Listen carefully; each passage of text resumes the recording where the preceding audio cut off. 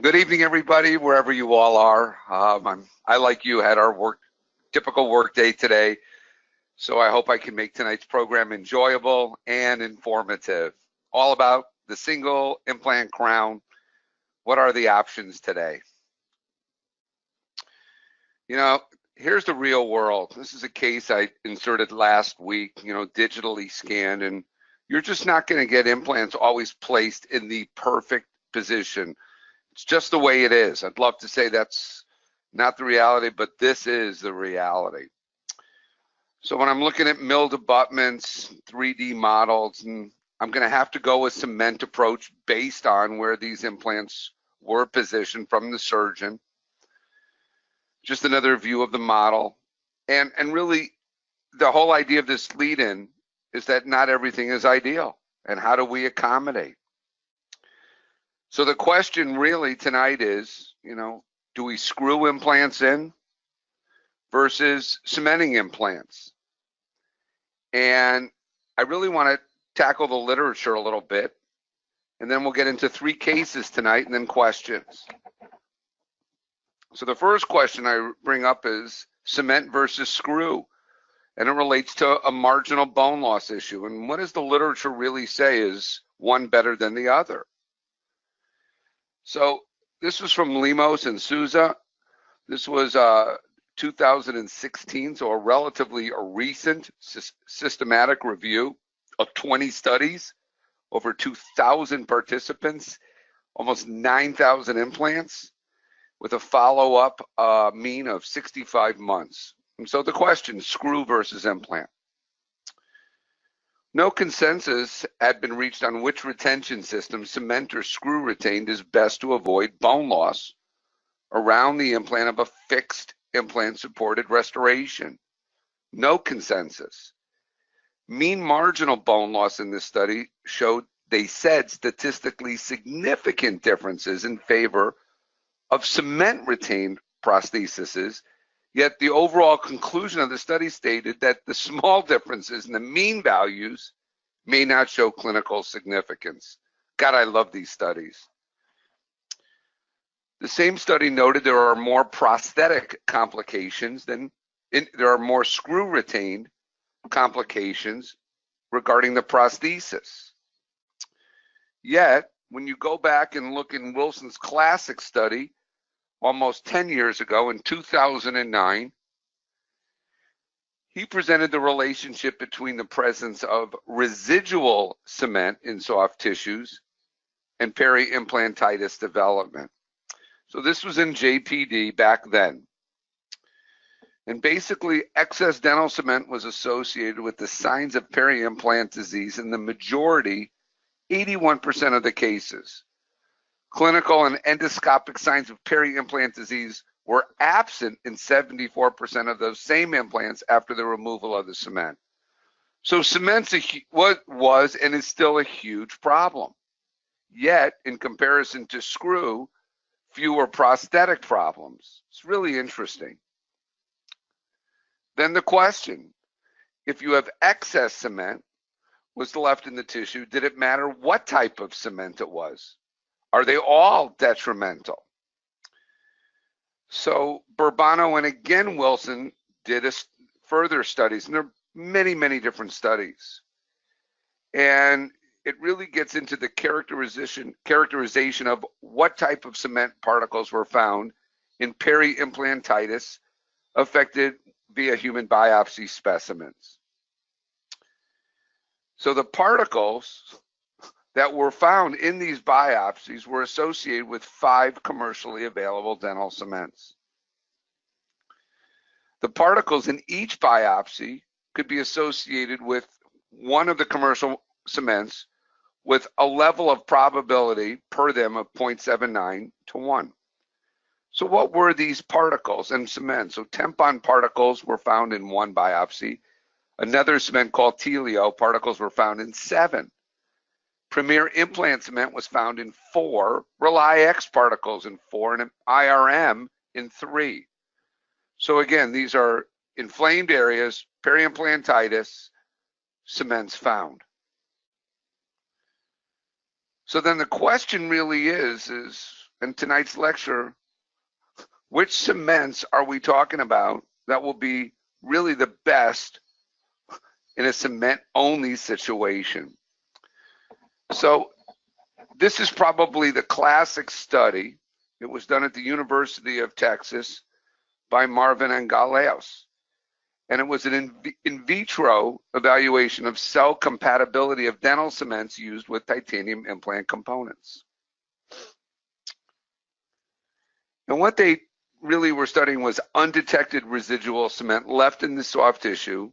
And what they were trying to figure out is, or evaluate is, what did the inflammatory process, what was it triggering? And what was leading to the loss of alveolar bone? So what the study was really evaluating was cement biocompatibility, and that it is a critical factor for implant cement. Not necessarily retention, but biocompatibility. So they evaluated 5 different types of cement. A nanostructurally integrated bioceramic, which is Ceramer. They evaluated a resin cement, a resin-modified glass ionomer cement, a zinc oxide eugenol cement, and zinc phosphate. So all 5 of these were tested for their cytotoxicity, not retention, their cytotoxicity. And the results, only the NIB, which was Ceramer, and zinc phosphate cement cemented on commercially pure titanium specimens demonstrated cell viability percentages above the minimum biocompatibility requirement.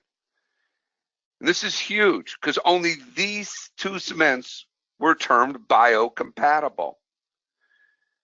The other formulations, the resin, RMGI, and ZOE, exhibited moderate to severe cytotoxic effects on both cell lines in direct contact, and when they were cemented on these, CPTI surfaces. So their overall conclusion was the cement composition played a significant role in maintaining host cell compatibility. Additionally, it was observed pre-osteoblastic cells were more sensitive than HGF cells to cement composition. HGF or fibroblasts.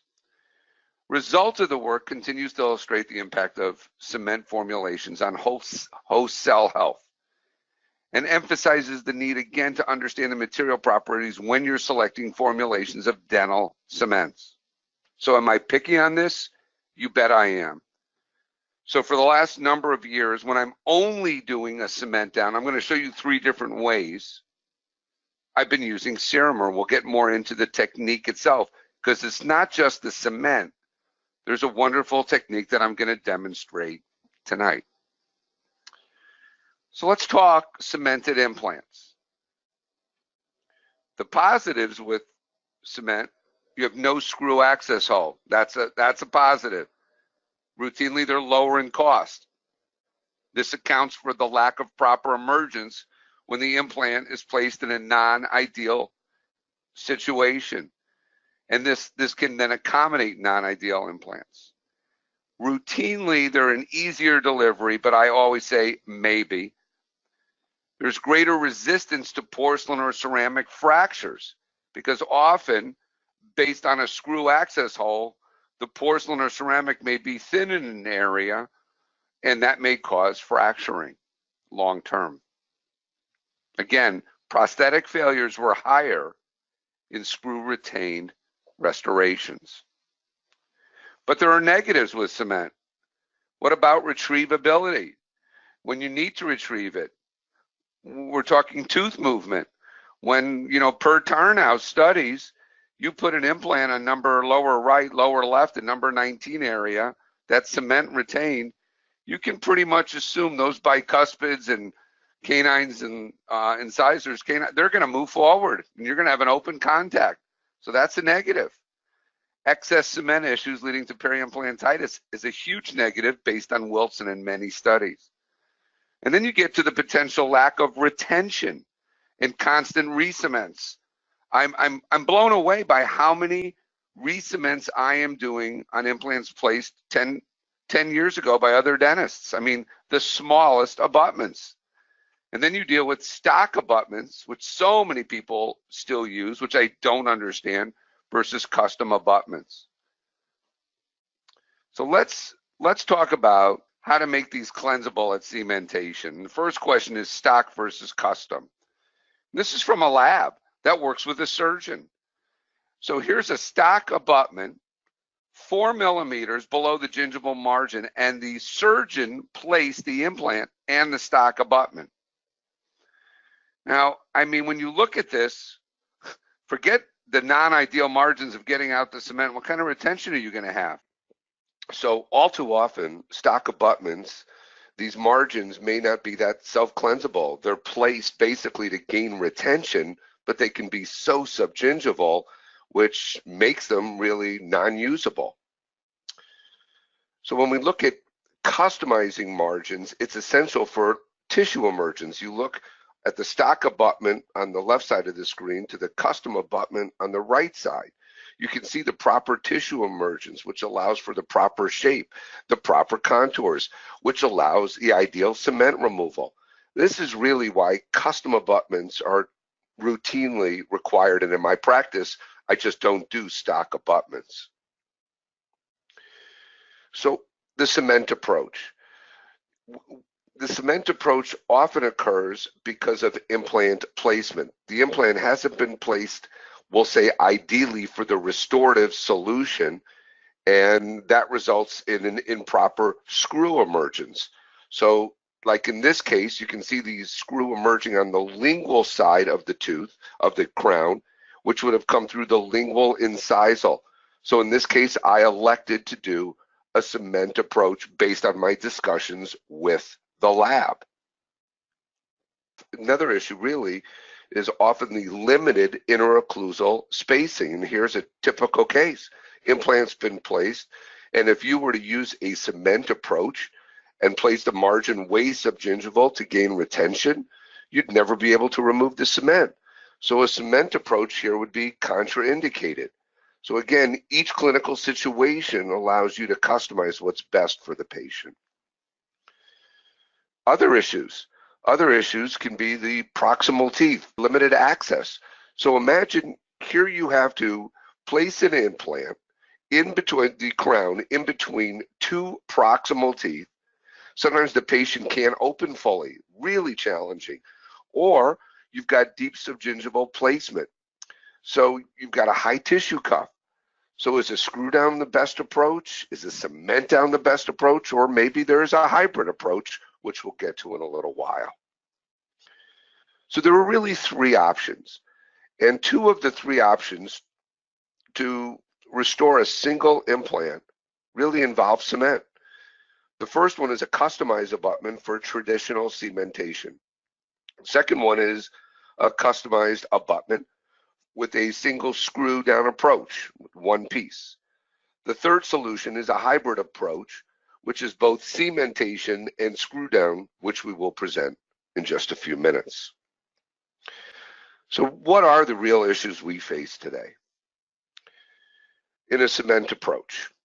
Can the cement be easily removed based on the tissue and the implant location? That's the first thing you've got to ask yourself. Can the cement be easily removed based on the design of the implant? Is there enough retention from the abutment? The recommended height is 5 millimeters. On the picture on the left, you would never get that. Is there enough interocclusal room? Is there a retrievable plan in place if the implant becomes loose, or if the restoration or a piece fails, like a piece of the zirconia or a piece of the porcelain fails? So routinely, I will take a picture of my abutment and store it in the patient's file. And even if the patient moves, I want the next practitioner to know where the abutment is internally in case they had to drill an access to remove the crown. Just kind of letting you know how I'm thinking. So our first case is really, it's another implant for Bill. Bill's in his 80s. He's had multiple implants over the last 10 years, and it's kind of been one failed tooth, then another implant. So in this case, when you're looking at the analog on the stone model, you can see it's slightly buccal, just slightly. But this would mean that if you were doing a screw down, the emergence would either be on the buccal or the incisal buccal. Not ideal. So the process that I'm going to talk to regarding cementation is the first thing we do is when the lab sends it back, we soak the abutment in 2% chlorhexidine. While it's soaking, we then remove the temporary or the healing cap in the patient's mouth. We then slowly insert the abutment and torque it to place. Now, I really like to use 2 screws, and I'll request them either from the lab or I'll have extra screws in my office based on the system I'm using. You'll see why.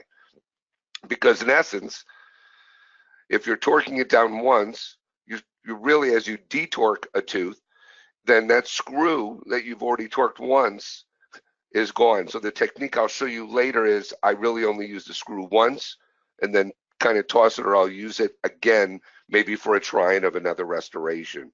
But I really like to use the final screw as only, it has never been torqued, so routinely 2 screws. So what I want to do is I want to evaluate the passive fit. So you screw the abutment in, and this is for the cement down, and it should be easily screwed into place. If it's not screwing into place, you either have a tissue impingement or it's just not internally smooth connecting into the internal connection. If so, you have to re-impress. This must be passive. You must have a passive connection. Otherwise, you'll have bacterial invasion, and this will just eventually either create a peri-implantitis or just continue to unscrew. So I look at the tissue impingement, and if there is any, it should resolve. And really, 5-10 minutes, it should be resolved. And then the final thing is I'm going to try in the crown. So you've placed your abutment first, then you're going to try in the crown. And the sequence is you try it in and you adjust the contacts if necessary. Then you take an x-ray, confirm it, and then you do the occlusal adjustments. That's the sequence. Then you do final polishing if any adjustments were made. Now, let's say everything is fitted and confirmed, and I'll walk you through everything. You're going to remove the abutment. I again soak it in the 2% chlorhexidine, and I put that original screw aside. You're not going to use that screw again, not for a final placement. Okay, just not for a final placement. So here's what I do. I take mineral oil and I gently blow air inside the crown after I have placed mineral oil. Now what I'm going to do is I'm going to take a fast setting bite registration material, something that will set in 15 to 30 seconds. I like something very rigid, and this is from Catapult. I love their bite registrations. I mean, I know tons of companies make them. So what I'm going to do is I'm going to insert the tip into the crown. The crown has mineral oil and it's been air dried. As you insert the tip of your bite registration, you're going to insert it into the crown and slowly pull out. So you're first on the bottom left, you insert it into the crown. Now as you're injecting the material, you're slowly pulling out. And on the far right, you will see as you're pulling out, you create a little handle. You wait 15 to 30 seconds and the material will set. As you pull it out, here is your registration of the internal anatomy of the crown. You can do this in the morning before your patient even comes in, or have your assistant do this. But now all you're going to do is you're going to take a 2-round burr. I don't care if 4 round, if 1 round, it's up to you. And I want to score the buccal. Now, why would you score the buccal? Because I'm telling you, so many times these all look the same from buccal, lingual, mesial, distal. So you score the buccal so you know when you try the crown on this, it will be the buccal. So and I'll show you pictures later of another case with a buccal scored. So I'm going to go back. Once you have scored the buccal, now you're ready to begin the final cementation. So I'm going to torque in the final abutment again with a new screw. I'm going to place Teflon tape, and I'm going to seal over the area and whatever material of choice you want to use. I'll show you a case I use Clip Flow now from Voco. I love it. It's clear, easy, simple to use, like cured. So it's torqued in and sealed. Now, before you do anything else, you want to try in the crown again. Why? Because if the crown doesn't fit now, it's because of your access hole material.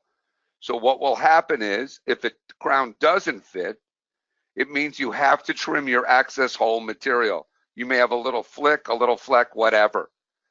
Try it in again. This must fit perfectly. Okay? Fine. So you'll go, why do I torque my abutment always the first time? Because what I have found, and I think it's a dirty little secret in dentistry, is that if you don't torque your abutment down and try in your crown, and then at this point in the procedure now, you take your abutment and you torque it down for the first time and seal it, there'll be a micro movement and all of a sudden your contact is wrong. You've all seen this. And why has that happened? Because the internal connection is not perfect. I'm absolutely convinced of this, and there's a little micro movement. And as you torque, that little torque means a little twist, could be just a micro twist to get it fully seated, and that can throw off your contact. So I always torque when I'm trying in the crown originally, and then I always torque it, of course, when I'm about to deliver, just like I showed you. So once you know everything fits, you clean out the inside of the crown. You can, if it's a zirconia crown, you would micro etch it with small particle alumina like 29 or 33, or you could use a water spray. It's up to you, just to clean out the Vaseline or the mineral oil. Then I routinely always apply IvoClean or a new material called Zirclean from Bisco to the inside of the crown for 20 seconds, and I rinse that profusely after 20 seconds with water, and I dry it with air only syringes, air only. So you have an air water and an air syringe. So the inside now is dry. Okay. So now what do? It's time to cement the crown. So here's the simplicity of Ceramer. I'll show you the hand mix later. This is the triturator.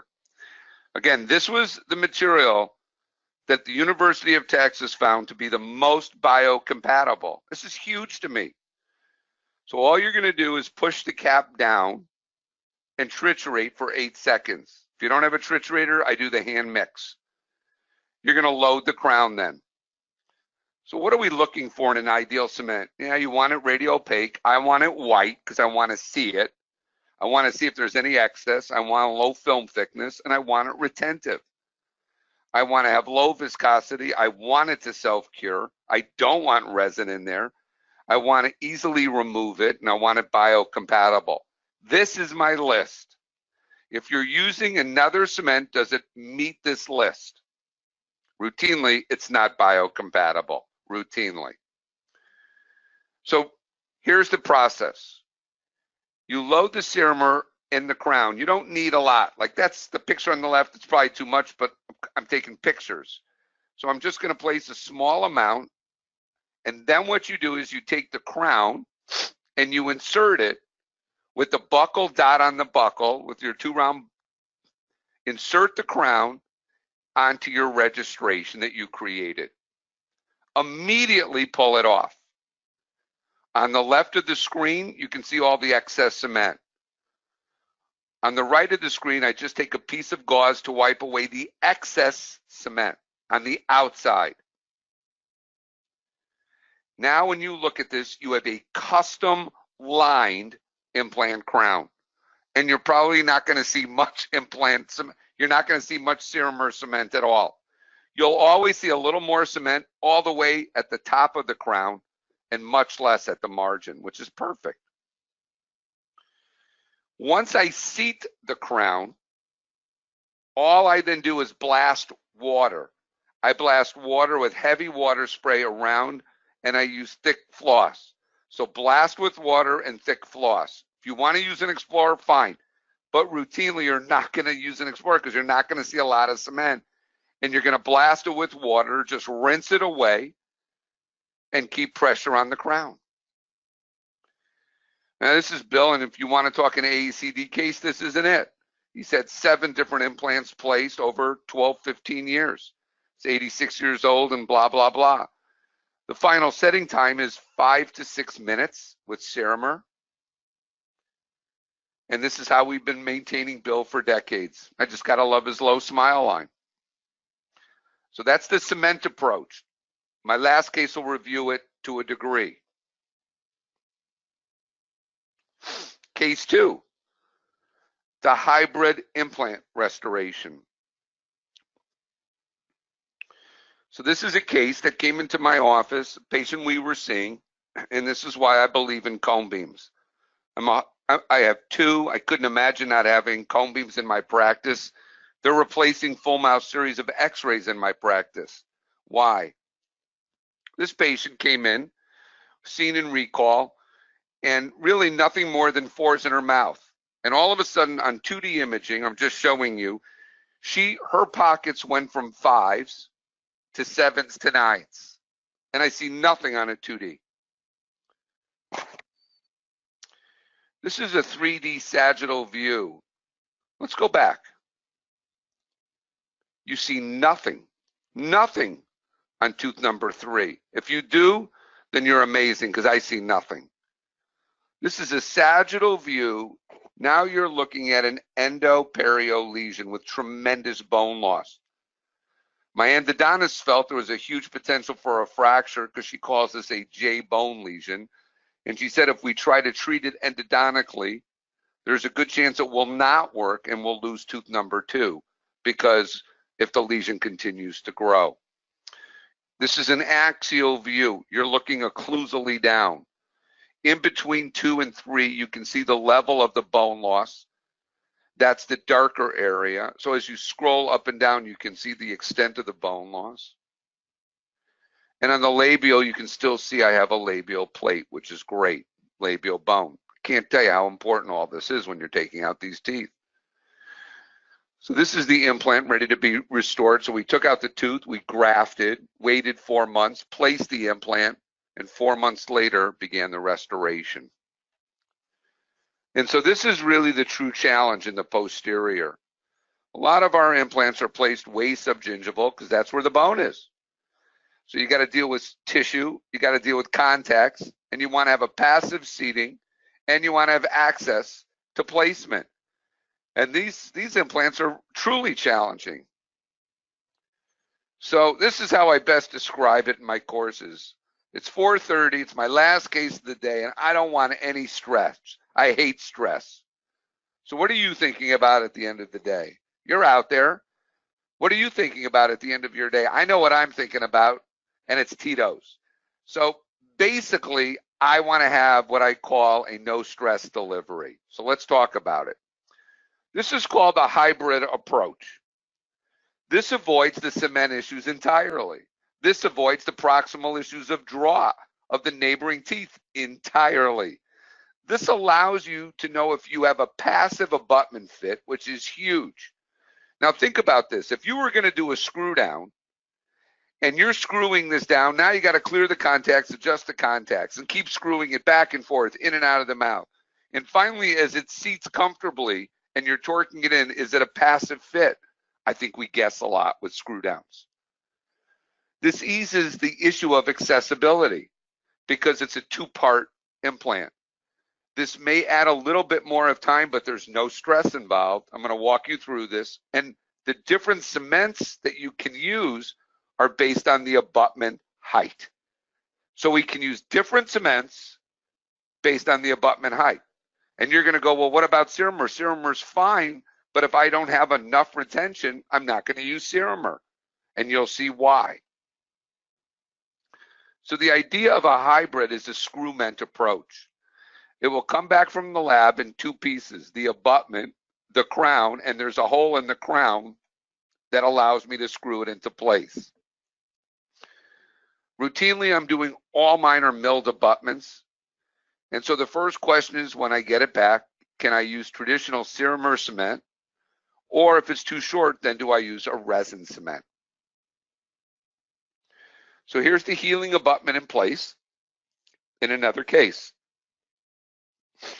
I've removed the healing cap, and the first challenge is passive seating of the implant. So imagine if you were just going to screw this into place. It's got to slide on the same direction through the contacts into the implant, through the contacts, through the tissue. Very challenging.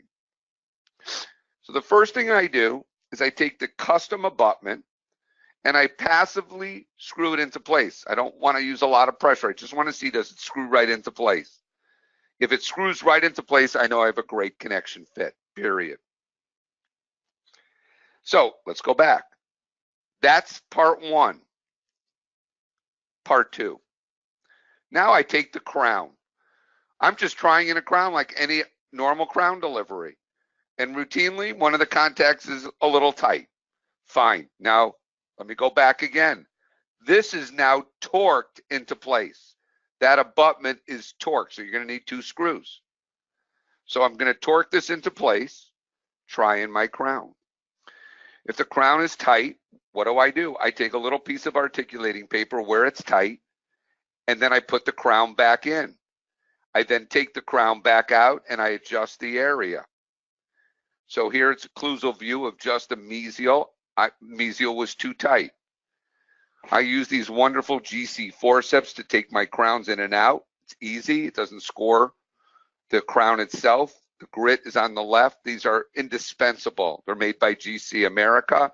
And the little yellow tabs can be sterilized. We throw them away and use new ones on each patient because the new ones just grip that much better, especially with the grit. As I take them off, I can do selective adjusting. I don't want to wipe away the entire mesial contact. I'll take a red or yellow diamond finishing burr and just adjust the area and try it in again. And sure enough, when I tried it again, it went down further, but now the distal contact was tight. So what am I going to do? I'm going to take the distal, I'm going to take the crown out, put the articulating paper back in, put the crown back in, take the crown out, and obviously adjust the distal again. Once the contacts are passive, I will use zirconia polishers. Let's polish the interproximal areas. Now I take my x-ray to make sure my fit is perfect. Once I know my fit is perfect, I'm going to adjust the occlusion the way I like my adjusted occlusion, which would be very light-centric.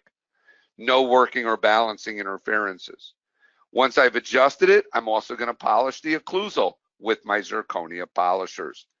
Why do I love electric handpieces? Because it has water. So I can use water. I don't want to use just air.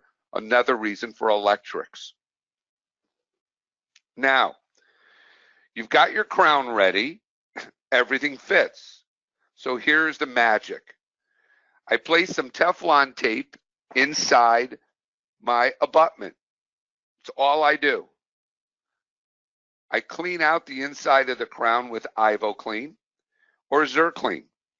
And they're both zirconia cleansers. Now, if you're using a metal crown with PFM, that's fine, but routinely most of my stuff is zirconia at this point, my crowns with implants. So I like to clean them, obviously. I'm going to rinse that away. And now the next question is retention. What kind of cement? Does it vary? And the answer is yes. So what this study did by Gultelkin was really quite interesting. It measured different cements and their strength, and also what if you used more dye spacer, could you get more retention? This really adds up to a lot more about your lab communication. So the ranking of cements in this study that was presented in the study is really just an arbitrary guide. And I'm going to go through them because the resin cements specifically formulated for implants demonstrated significant differences in retention, of course. Equally, the resin-based cement showed significantly higher decementation loads. In other words, you had to put a lot more force to get them to loosen up versus a non-eugenol zinc oxide provisional cement like Tempon. So the overall highest tensile resistance was multi-link. And Multilink was #1, and then they had Sem Implant, and then MIS, and Improv, and Premier Implant, and S-Temp, and Implant. So they all ranged. Multilink was the strongest. Again, it's all about what you're looking for. Study also said that if you increase the cement gap from 20 to 40 microns, you will improve the retention significantly for the higher strength cements. So if you've got a short crown and short limited space and you want to try this approach, you may tell your lab, can you create a little bit more die space or a little bit more cement gap when you make the crown, such that you'll have more retention. Another pearl from the study. This is what you would talk to your lab about. Don't assume the lab knows this. And the lab, if they make it too much of a die space, then the crown's rotating, and I don't want that. I sometimes will ask for a little extra die space for my cement if it's a short crown, short abutment. So if you're using a resin cement, the next question is, some will ask you to put a zirconia primer on the internal surface and create a more hydrophobic surface for the resin cement. You just have to know. You just have to know. So I'm going to show you now the cement loaded into the crown. This was a resin cement. And I've loaded the resin cement into the crown. And well, the first thing you do is you put the crown in. You have the patient bite down, confirm it. You can even put a cottonwood stick in immediately for a second or two, couple seconds, make sure the crown's down all the way. And the first thing you do then is you take out the cottonwood stick and take a micro brush through the occlusal opening and go clean out all the cement. Just clean out all the cement in the occlusal opening until you see your Teflon tape. That's it. Don't worry about the cement around the crown. Don't worry about the cement. I don't care about the gingival cement. Just clean out the occlusal access cement and have the patient bite down for 5 minutes. At the 5-minute mark, all you're going to now do is unscrew the crown. So what do? As long as you clear that access hole, now you're going to go in with an Explorer, clean out the Teflon tape, and unscrew the implant. Unscrew the crown. It's that simple. Now the implant crown comes out. You can see the meticulous fit to the abutment. So you've now unscrewed the whole thing. And now all you're going to do is take a plastic scaler, plastic, not metal. I don't want to score the abutment, and just peel away the cement. That's all you have to do.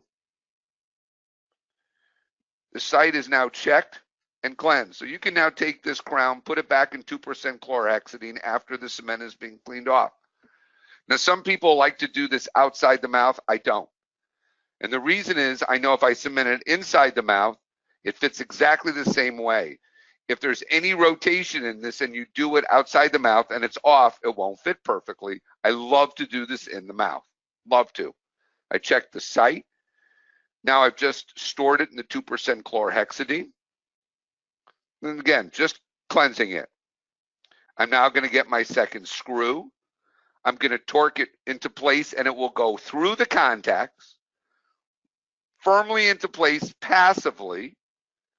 I'll place the Teflon tape into the access hole, and in this case, I used a fast-setting glass ionomer. I triturated it, inserted it into the access, and I put a little piece of Ziploc bag over the top, and I have the patient bite down for 3 minutes.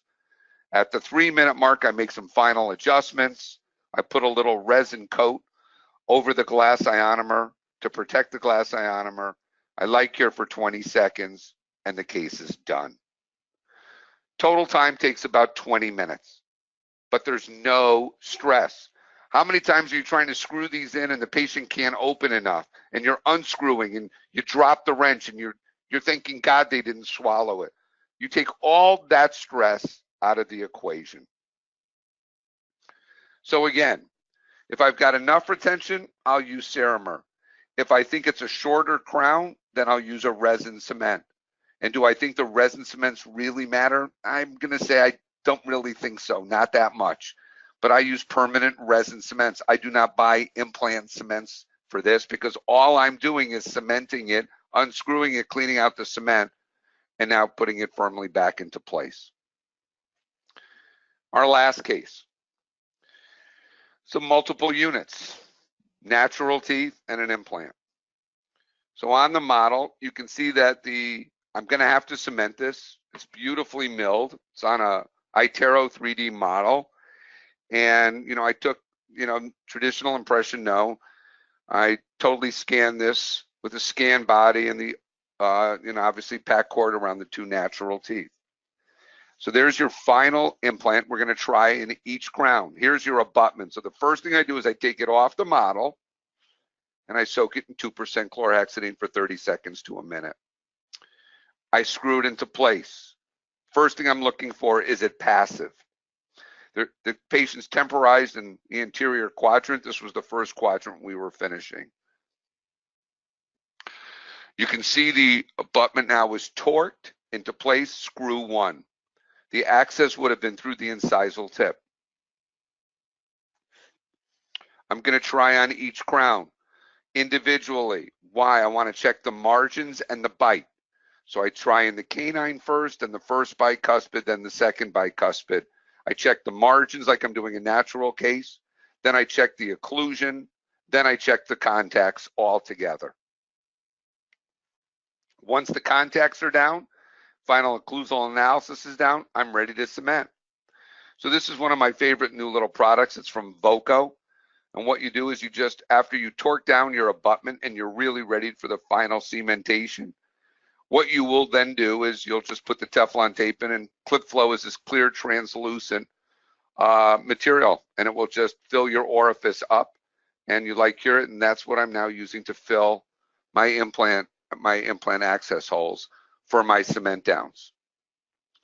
So let's go through this one more time. I'm going to apply mineral oil and lightly air dry. I've got my crown ready. So I've tried my crown in, it's ready to go. I've placed mineral oil, I've air dried. I'm now going to inject the Futar bite registration into it, slowly pulling out to create a handle. I will put a 2-round burr notch on the buccal. And in this case, I'm going to hand mix the ceramer. Why? Because I've got both. It's actually less expensive, I think, if you do the hand mix. But I have both, the trituration and the hand mix. 2 scoops, 1 drop. It's the only cement I'm going to tell you to use because of the studies. So the assistant will mix this, and she will lightly place a layer inside the crown.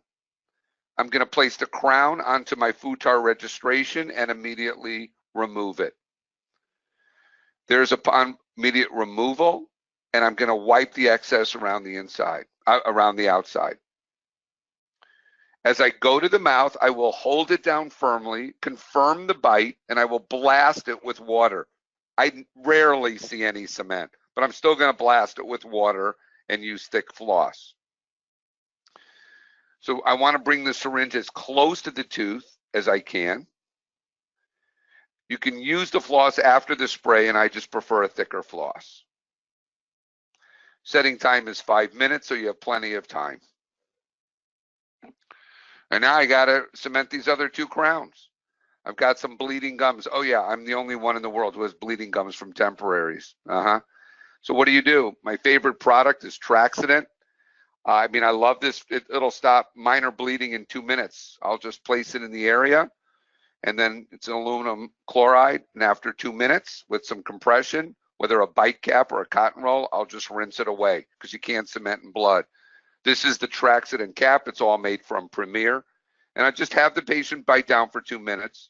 And after the 2 minutes, I rinse heavily the area and remove any debris on the tooth. Now, I can tell you that there are some really cool new machines. And there's a new machine called AquaCare, which allows me to use small particles of aluminum oxide, 29 micron, or products that are Novamin based, and they're called Silk. And this is how I routinely clean all my restorations before I cement today. So what I would do is I'll micro etch them versus using a 2% chlorhexidine. And I really, after I use Traxident, you got to clean that abutment. You just have to clean those abutments. So the bleeding stopped, you've cleaned the teeth, And in this case, I'm just loading with a resin calcium-based cement. I place it, both crowns in, finger pressure, then confirm with biting. And I will again go to I love calcium releasing cements. So I'll use Ceramer for traditional cements also, but in this case, they were a little bit smaller, a little less retentive, so I went with a product called Therasem. And I know I've given a lecture on this, a webinar on this, and this is a self-adhesive fluoride calcium releasing luting cement. So I'm subgingival, which most of my crowns are, because I don't do crowns just to do crowns. Usually I'm taking out old crowns or large old restorations. You do not need to prime the zirconia with this material. All you would do is clean it with IvoClean, dry it, and place Therasem in. It's that simple. So finger pressure for the first 10 or 15 seconds, confirm the bite.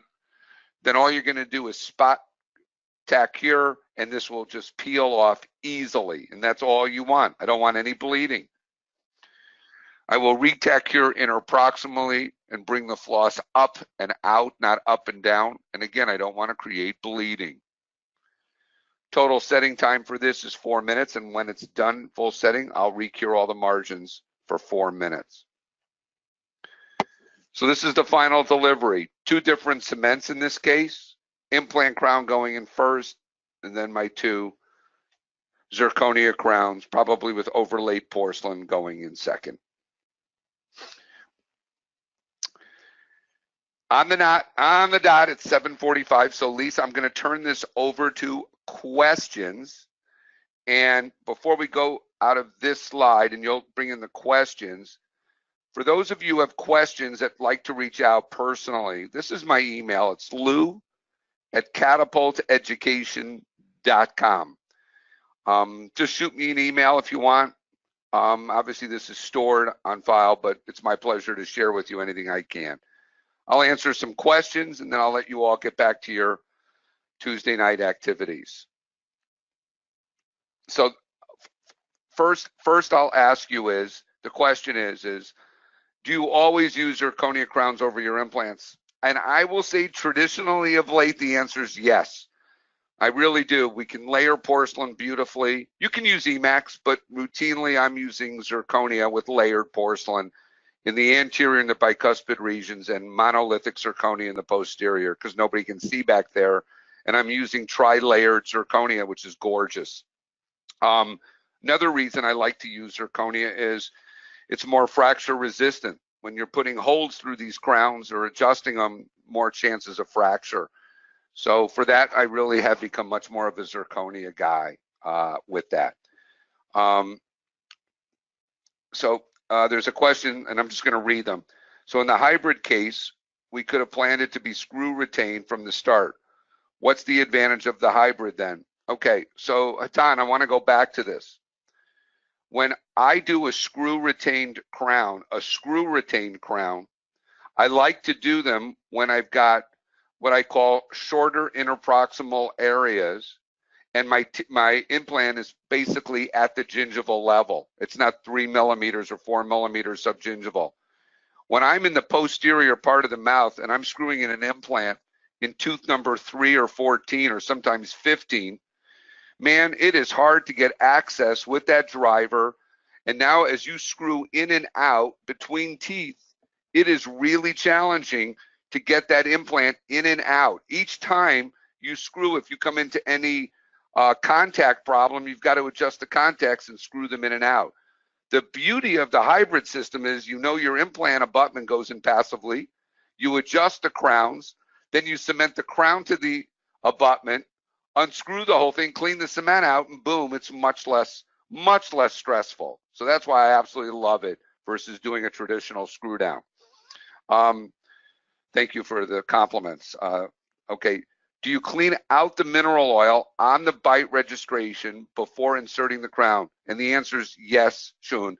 So what I will do on most zirconia crowns, I'll just do a light micro etching, rinse that away, and then IvoClean. You must remove the mineral oil. Otherwise, the cement will not adapt well to the inside of the crown. So absolutely, you want to clean that out before you go to final cementation. Okay. there are more questions, so I want to. So the question was, can you please talk about how you clean natural abutments after using the Traxident without reinitiating the bleeding? So Barry, it's really quite fascinating. I've used micro etchers in the past, and if you angle the micro etcher too much, then you get bleeding. So I've been using this AquaCare system. It's out of England, and I use silk. It's a Novamin product. These particles are so freaking tiny. And so what happens is I come at it not straight vertical down, but I come at it at an angle, low pressure, and it allows me to clean the teeth almost instantaneously, but it's micro etching with water and the particles. It's water and the particles. That's one way. The other way is then routinely you can take a 2% chlorhexidine. The other way is Ultradent makes these fine little brushes that would allow you to clean your preparations also. So Ultradent makes these fine little brushes that I'm evaluating now through Catapult, which also can clean your teeth. So I think no matter what, you have to clean no matter what, because you've got aluminum chloride on the tooth now, and no matter what, your preparations need to be clean. So those are the three ways I'm doing it. So Tom, I thank you for the compliment. Do I have printouts? You can, if you want to, you can see this online. If you want to print out, text me and I'll send you all a PDF of the program tonight. It's my pleasure. There were a couple other questions I don't want to ignore, and then I'll say goodnight to everybody and let you have an hour or two before you hit the sack. One of the questions was from Jason about when you have a two-stage approach with implant surgery, after 4 or 5 weeks, the cover screw becomes exposed. Do you leave it or do you remove it and place the healing cap? We leave it. We don't want to adjust the area at all. We just leave the exposed cover screw. That's not a problem at all, Jason, in our practice. And then Jason also asked, what is your recommendation to keep flaps from opening prematurely? And I go, great suturing with mattress techniques and associated. My surgeons place all my implants. I got 2 great surgeons, and it's all about suturing techniques. And I'm not one to, even though I do all my own grafting and socket grafting, I'll just say it's all about the suture technique.